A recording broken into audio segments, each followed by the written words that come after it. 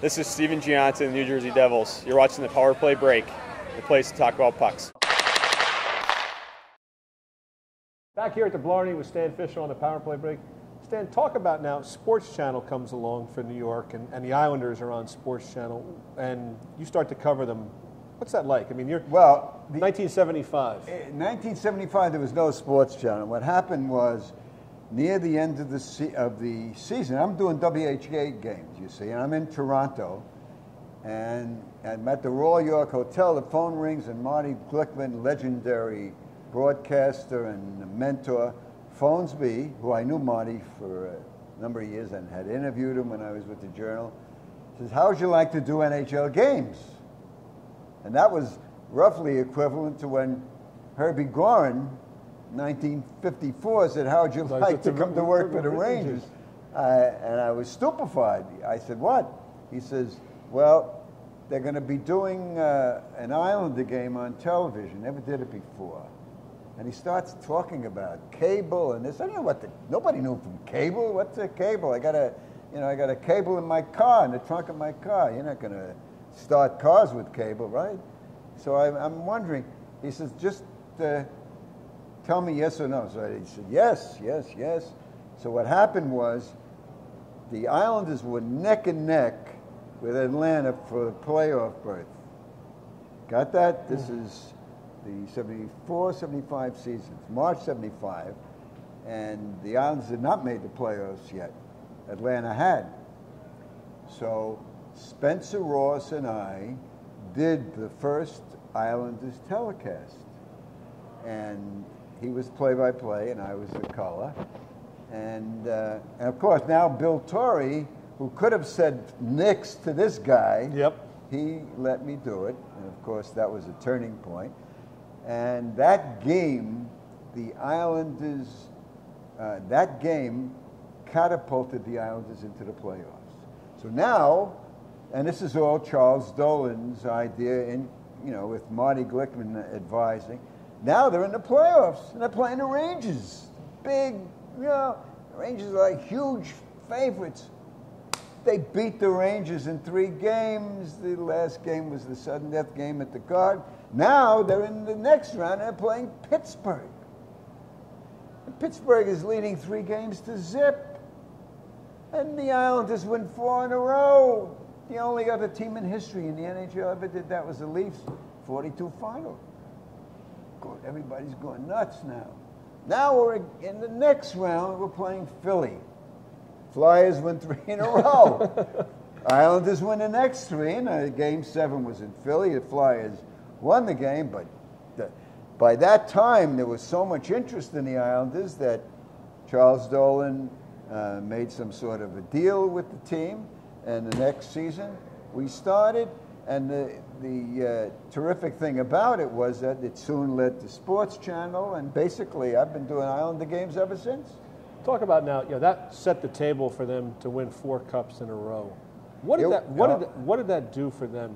Oh, the 4 cups in a row. I mean, they were not only the toast of Nassau or the toast of Suffolk or the toast of New York. They were an institution. We're talking about. You realize people don't understand when they're talking about the greatest hockey team, the only team that ever won 19 straight playoff series. 19 straight playoff series. Not just 4 cups in a row, but then they went to the finals against them. Should have won that. They got a raw deal. We won't go into that. The referee made a mistake. It wasn't the referee. It was the president of the league, John Ziegler, but we won't get into that. But no team will ever win 19 series in a row. No team ever did beside the Islanders. So they could be. You could make a case for them as the greatest team of all time. Talk about some of the players in that team, like Potvin, Nystrom, Trottier. I mean, these were not household names, but they became legends to a lot of the Islander fans. You can make a case, and I have, that Denny Potvin was the greatest defenseman of his era, if not of all time, because the eras had different styles. Denny Potvin could do everything. Offense. Al Arbour made sure he played defense, played tough, maybe a little dirty once in a while, as Ranger fans will attest. And he was just a brilliant guy. And of course, he met my criteria. What's the most important thing for a hockey player? Good interview. You're laughing. That's all that mattered to me. So you had Potvin, you had Billy Smith, the most candid athlete in the history of the human beings. It was just, and a terrific goalie, best money goalie.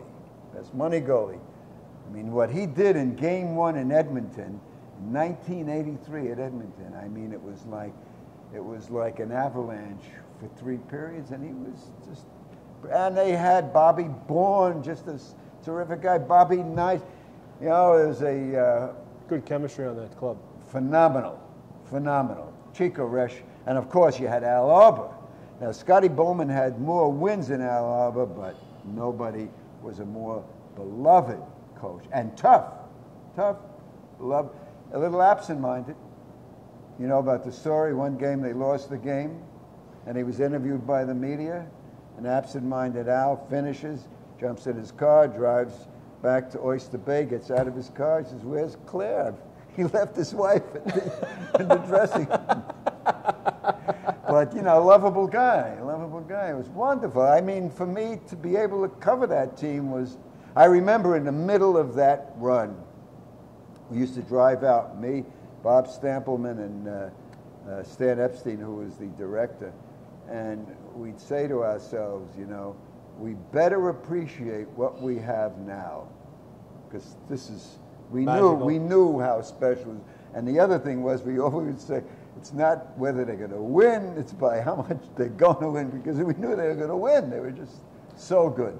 Now, you've seen a lot of Stanley Cup teams play and whatever, but in the New York area, I figured this out, you've seen 8 Stanley Cup champions between the Rangers, Islanders, and Devils. What would be the most memorable out of all those? First one for the Islanders, definitely. Nystrom's goal against Philly, the way the Flyers tied the game in the 3rd period with 2 early goals. They were all over Billy Smith. He just was held the fort, and then they get to the overtime, and you have the winning goal was created. The architect of the winning goal was a substitute. It was Lorne Henning, who was, you know, yeah. He wasn't even supposed to play. He started. It was Henning to Tonelli to Nystrom. So, you know, and to be there for that was terrific. Obviously, Rangers, you know, 1940 to 19. That was and I can't say enough about the '95 Devils. I mean, you had to be there. We went. They're playing the Red Wings, Bowman's Red Wings. And we go to Detroit, and before the first game, they have all the media from all over the place, right? And there's tables, and they got a dais, you know, Paul Coffey's there, all these big shot names on Detroit. And at the end of the questions, then all the players circulate to the tables and they're interviewing players. And now they're done. And then the Devils get on the dais. Nobody even wanted to talk to them. It was like they were aliens. It was, they were so much the underdog, and they beat them in 4 straight. And at the beginning of the series, I remember Al Strachan, you know, one of these Canadians who wasn't too fond of Americans. I'm not kidding. A lot of the Canadians predicts Wings in 4, and of course, Devs went in 4. Yeah. Talk about the best part of your job in your career. What's been the best part of it? Oh, by far the best part is I never have to pay for a ticket. I mean, a lifetime freebie. How do you beat that? Being involved in a game that is so exciting. You never know what's going to happen. The thrills, the style has changed, but the excitement never changes. And you're dealing with the nicest players in sports, the most real, genuine guys. Genuine guys, and you know, it's just, it's fun, just fun. In your career, what's the best piece of advice you were ever given, and who was your best mentor? Lou Lamoriello gave me the best piece of advice, and he said, do what's right and do it now. And in some ways, Lou was an excellent mentor. There were several in different realms. Marty Glickman, you know, was Legend. A legend and a teacher. You know, we used to go to Marty for critiques, and he was terrific. And you know, to a certain extent, I have to say that you were. You taught me how to be good looking. And finally, before Ricky O takes over for some good stuff, who gave you the moniker, the Hockey Maven? A guy named Al Goldfarb. He was editor of Hockey Illustrated magazine, and at that time there was a radio commercial for Vita Herring. And the guy who did the commercial, his name was Al Kelly. He was an old vaudevillian, real name Al Kalish from Williamsburg. And he comes on, and I am the Herring Maven. And he does his spiel. So Al said, you've got to give you a nickname. And I thought of the Herring Maven. I said, hey, make me the Hockey Maven. He said, poof, you're the Hockey Maven. And that's how I became the Hockey Maven. When we get back here in the power play break, Ricky O is going to take over with some questions for Stan after this.